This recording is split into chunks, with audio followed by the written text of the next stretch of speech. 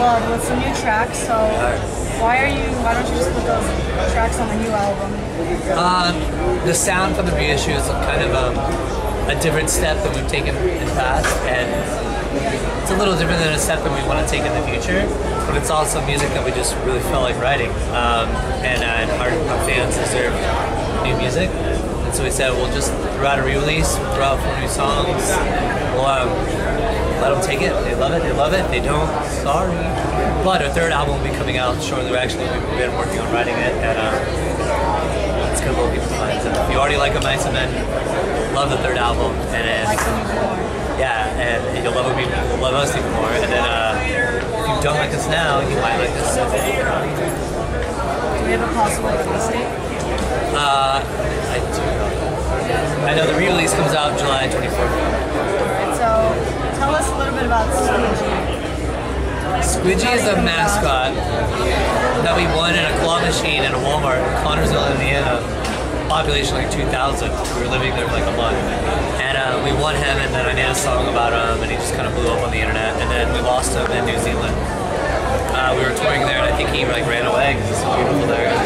He just got lost in himself. But people make us little fake ones of him and stuff, so he's in our hearts. Did you ever get that tattoo of him? No. I have to do it now. Right, next time a tattoo is coming around, I'm gonna get one on my. I'm gonna get it on my thigh. Squidgy. It's gonna happen. You're gonna hear it first. You have a clothing line, Aspire and Create. So I do. When did you decide you wanted to do clothing line? I've always kind of wanted a clothing line, and then I worked at feeding homeless, and I saw a guy one night and he didn't have a shirt on, and I said, why don't you have a shirt? No, I can't afford a shirt. And I was like, you tell me you can't go to Goodwill and buy a shirt. Like, you're just messing around with them. And he's like, I don't like any of that stuff. And I thought in my head, I was like, oh, that's hilarious. And I thought in my head, I was like, why don't I have someone make me a bunch of shirts that are cool and give them to him? And then I brought the idea to my friend, and my friend said, why don't you just do a whole line? And then have your own stuff and whatever you want to do. And I said, okay.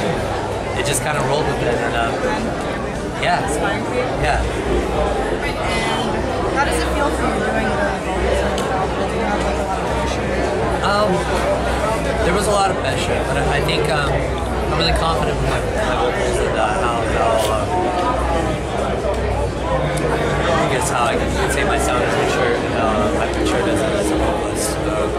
And I'm really excited that I got to do it all, and I got to do every part of the re-release and really get in there and just go for it. The guys, we had the music, and the guys left the studio and just said, Austin, get it, man. And I just did it. I spent 4 or 5 days, doing it, and it really started.